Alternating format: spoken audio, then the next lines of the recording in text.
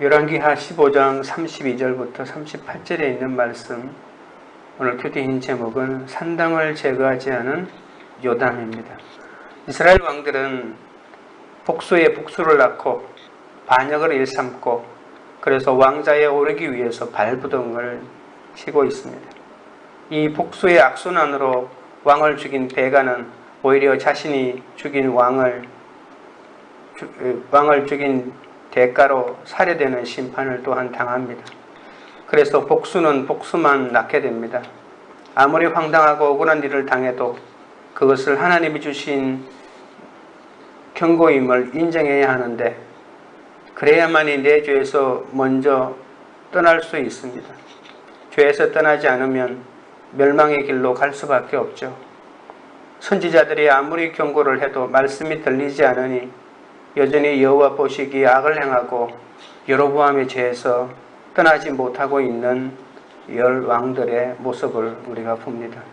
세상의 가치와 평가로는 저주와 수치뿐인 사건이 오히려 내 죄를 깨닫고 말씀대로 사는 길인데, 하나님께서 이스라엘 백성을 버렸기 때문에 이런 심판이 계속 일어난 것이 아니라 오히려 마지막까지 구원하기 위한 하나님의 배려요, 하나님의 손길인 것을 그들이 하루속히 깨달아야 합니다. 오늘 요담 왕의 삶을 통해 주님이 보시기에 기뻐하는 삶은 어떤 삶인지 찾아보도록 하겠습니다.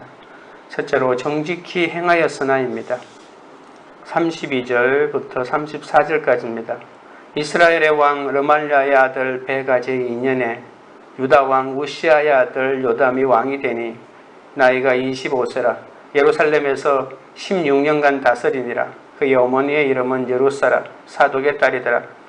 요담이 그의 아버지 우시아의 모든 행위대로 여호와께서 보시기에 정직히 행하였으나 북왕국의 베가가 왕이 된 지 2년에 유다 왕 우시아의 아들 요담이 유다의 왕이 됩니다. 요담이라는 말은 여호와는 완벽하시다는 그런 뜻인데, 그가 왕이 되었을 때 나이가 25세였고요.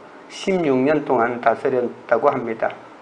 그런데 그 가운데 16년 동안 다스렸지만 10년은 나병을 앓고 있는 아버지 우시아와 공동으로 통치를 했기 때문에 우시아는 사람이 보이지 않는 곳에 거하고, 그리고 아들인 요담이 정식으로 왕에 등극하지 않았지만 왕의 노릇을 10년 동안 했다고 성경은 기록합니다. 그의 어머니는 여루사라고 하는데, 이 여루사는 아마도 제사장 사독의 딸로서 제사장 집안인 것을 언연중에 말하고 있습니다. 요담은 아버지가 직접 여호와께 분향하려다 나병이 발발하자 자신은 아예 여호와의 성전에 들어가지 않는 모습도 보이고 있습니다. 우시아는 이방 나라와의 전쟁에서 승리하여 많은 영토를 얻었죠. 그러자 그의 권세가 널리 알려지면서 주변 나라들이 그를 두려워합니다. 이 모든 것이 하나님의 은혜로 얻은 것이기에 하나님께 영광을 돌려야 하는데 자기 힘으로 이루어진 것으로 착각하고 하나님을 잊어버리고 맙니다. 심지어 제사장의 만류에도 자신이 직접 성전에 들어가 분향하려다가 하나님의 징계로 나병까지 걸리고 맙니다. 제사장만이 할 수 있는 직무인데도 블레셋을 비롯한 이방 나라들과의 전쟁에서 승리를 거뒀기 때문에 그만 마음이 교만해져서 제사장의 역할까지 넘보게 되었던 것이죠. 그래서 오히려 세상에서 승리하고 성공하는 것이 무조건 하나님의 축복이로만 여길 것이 아니라 세상의 성공이 내 마음을 교만한 자리로 이끌어 오히려 하나님을 진심으로 섬기는데 방해거리가 될 수 있다는 사실 또한 우리가 잊지 말아야 합니다. 이처럼 교만은 나를 영적으로 타락하게 하고 하나님을 부인하고 결국은 패망하게까지 한다는 것이죠. 사람은 남이 말씀대로 잘 사는 것을 보면서도 믿음이 성장하지만 또 말씀대로 살지 못하는 삶을 보면서도 반면교사로 삼고 깨달아야 합니다. 아버지 우시아는 악을 자신이 계속해서 반복해서 짓지 않고자 여호와께 정직히 행했습니다. 그리고 요담은 아버지가 하나님의 심판으로 나병에 걸려 별궁에 갇혀 있는 모습을 10년 동안 보지 않았습니까? 이것이 얼마나 큰 고통이었겠습니까? 하지만 아버지가 말씀에 순종하지 않는 교만 때문에 당하는 고통이긴 하지만 그것을 통해서도 하나님의 말씀을 따르는 계기가 되었으니 그 고난이 자식에게는 약이 되었다고 볼 수 있습니다. 부모가 하나님의 잘못으로 징계를 당당히 받고 회개하는 모습을 보이는 것도 축복을 받아서 자녀에게 물질적인 혜택을 주는 것 못지않게도 훨씬 의미 있는 영적인 삶을 이끈다는 것을 우리가 볼 수 있죠. 나에게 찾아온 고난은 주의 말씀을 배우고 깨닫는 계기가 되기 때문에 영적으로는 훨씬 더 유익할 수가 있습니다. 모두가 무겁고 지긋지긋한 짐을 지고 수고하는 인생을 살아갑니다. 요즘은 코로나19 때문에 더 힘든 삶을 많이 살아가죠. 그리고 매일 나를 비참하게 짓누르는 짐 때문에 주저앉고 싶을 때가 참 많습니다. 그래서 이리저리 휘청거리는 나를 주님이 자신의 말씀의 품으로 초청하십니다. 행복하고 가벼운 짐진 자가 아니라 수고하고 무거운 짐진 자여 오라고 이렇게 초청하십니다. 이제 곧 쓰러질 것 같은 나더러 오라고, 우리더러 오라고, 주님께서 오라고 두 팔을 벌려주십니다. 그 사람의 사랑의 품으로 달려가야 합니다. 한결같은 온유와 겸손으로 받아주시는 주님의 품에서 나도 주님의 사랑을 배우고 주님의 겸손을 배우고 이제 내 짐이 아니라 예수님의 멍에로 바꿔 메워야 합니다.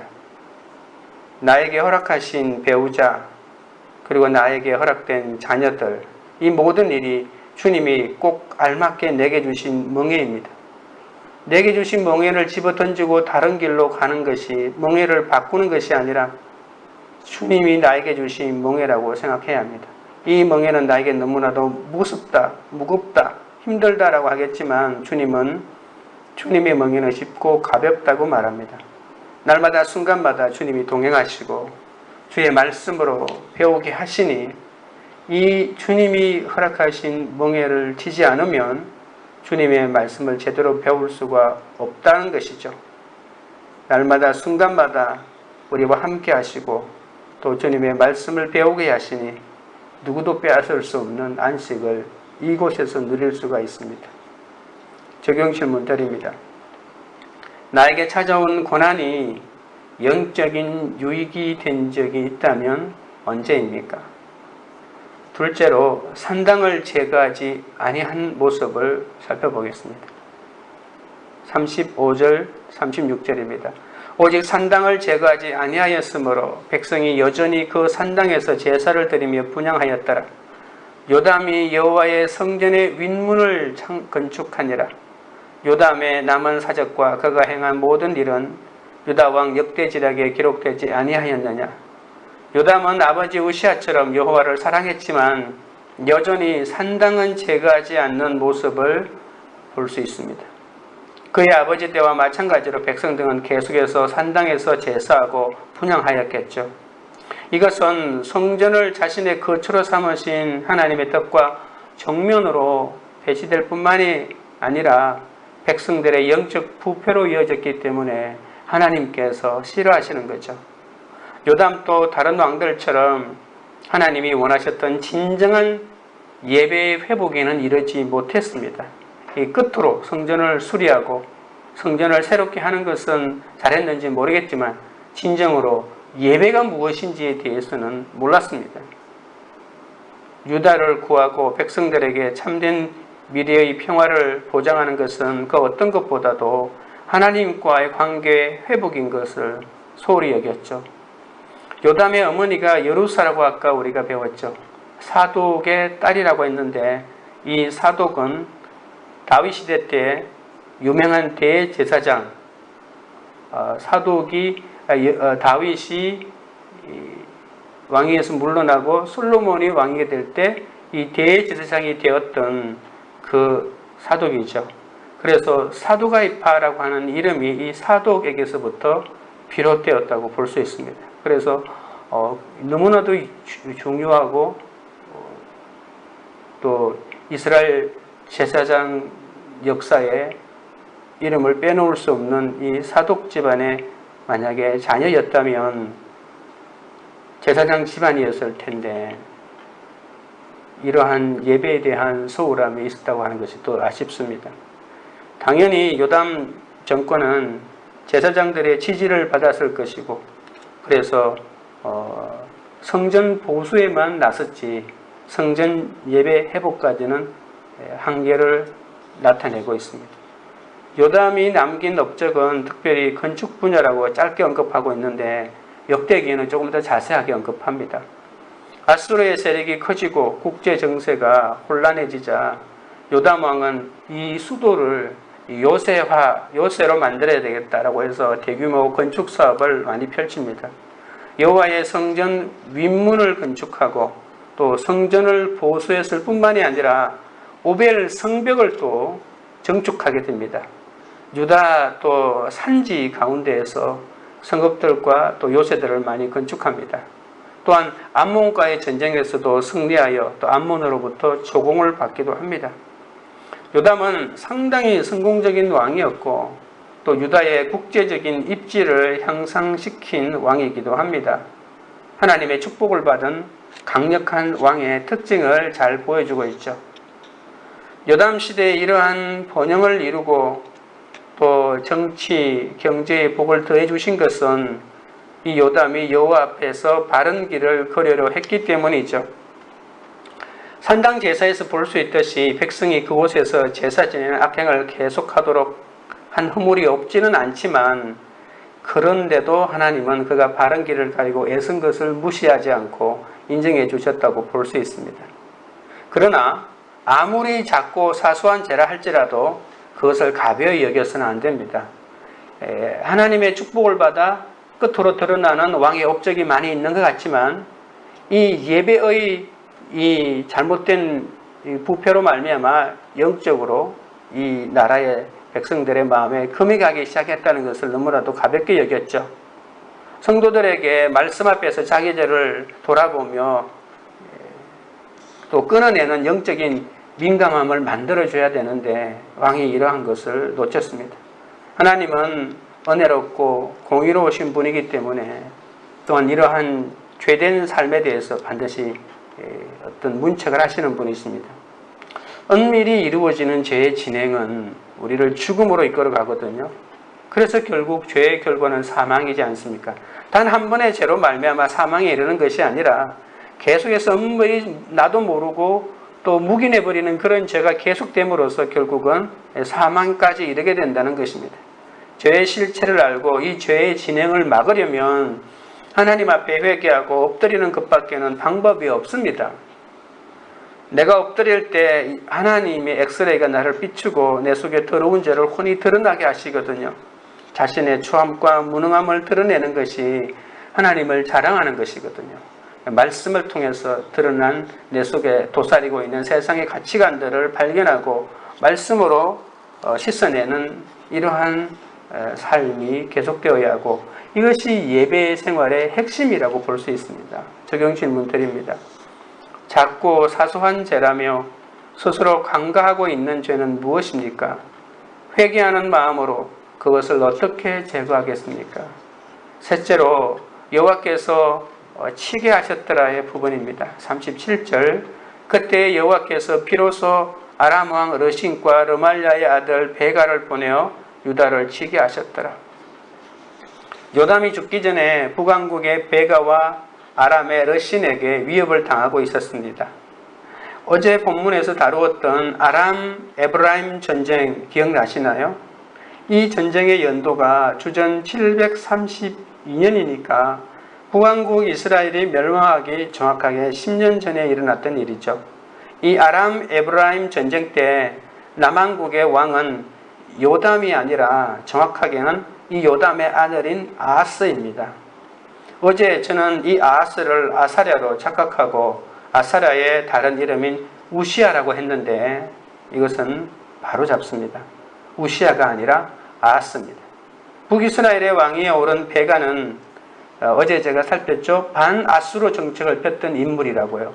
머나헴이 친아수르 정책을 펴고 아수르 왕에게 불에게 엄청난 돈을 갖다 주고 왕위를 계속해서 이어갔잖아요. 그래서 이 머나헴이 친아수르 정책을 쳤기 때문에 이것을 우리는 그냥 두고 볼 수 없다고 반역을 일으켜서 왕이 된 사람이 이 베가잖아요. 이 베가는 반아수르 정책을 폈던 인물입니다. 서쪽으로 확장하는 아수르에 대항하기 위해서 자기 힘으로는 안 되니까 아람, 지금으로 말하면 시리아죠. 이 아람의 왕의 러신과 군사적인 동맹을 맺고 이 거대한 대제국인 아수르와 싸우려고 했습니다. 여러분, 아수르는 지금으로 말하면 이라크가 중심이 되는 나라고요. 우리가 나중에 바벨론도 이 이라크가 중심이 된 나라입니다. 페르시아는 이란이 중심이 된 나라고요.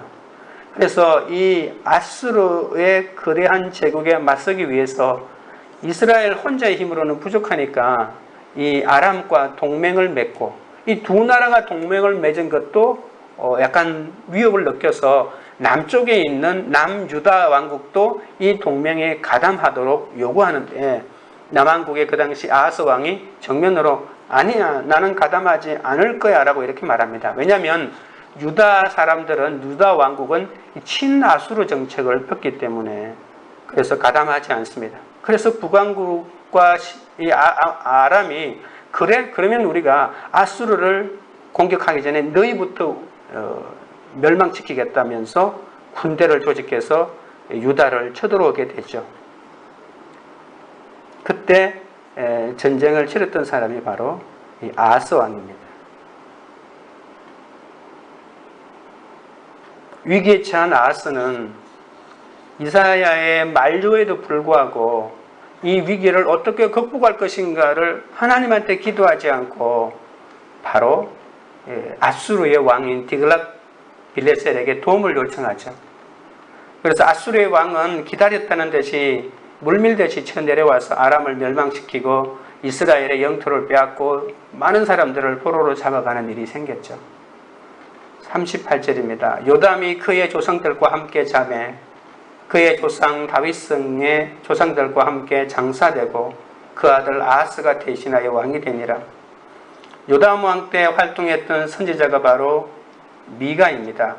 이 미가의 대표적인 선포는 미가서 6장 8절입니다. 이 8절에 이런 말이 있습니다. 사람아, 주께서 선한 것이 무엇임을 내게 보이셨나니 여호와께서 내게 구하시는 것은 오직 정의를 행하며 인자를 사랑하며 겸손하게 내 하나님과 함께 행하는 것이 아니냐라고 하는 이 말씀입니다. 이 말씀은 이전에 나왔던 예언자들의 말씀을 합친 결론이라고 알려져 있습니다. 오직 정의를 행하라고 하는 것은 아모스의 선포이고요. 인자를 사랑하라고 하는 것은 호세아 선지자의 선포이고, 그리고 겸손하게 내 하나님과 함께 동행하라고 하는 것은 이사야 선지자의 선포입니다. 겸손하게 내 하나님과 함께 동행하라고 하는 말은 이 어려움이 있을 때 이방 나라의 도움을 빌리지 말라는 것이죠. 아수르가 쳐들어오면 남쪽에 있는 애굽을 의지하고, 애굽이 쳐들어오면 아수르를 의지하고, 그러지 말고 하나님과 함께 동행하라고 하는 말씀이었죠. 하나님의 관심은 단순히 자기 백성의 현상 유지 또는 현세적인 번영을 누리는 데 있지 않습니다. 그들이 하나님을 받들어 섬기면 하나님의 백성이란 신분에 걸맞게 거룩한 길로 행하는 것이 하나님께서 늘 관심하는 것이죠. 이것을 이루기까지 하나님은 절대로 쉬지 않으십니다. 요담 시대에 하나님이 아람과 이스라엘을 보내어 유다를 치게 하신 것은 이런 하나님의 열심에서 나온 것입니다. 여러분 오해하지 마십시오. 제가 요담 시대에 아람과 이스라엘이 연합해서 전쟁을 쳐내려왔다고 하는데, 실제로는 요담 시대가 아니고 그의 아들인 아하스 시대에 이런 일이 일어났는데, 38절에 보면 37절에 보면 그때에 여호와께서 비로소 아람 왕 러신과 르말랴의 아들 베가를 보내 유다를 치게 하시느라 라고 요담 시대에 일어났던 일인 것처럼 표현하고 있다고 하는 것이죠.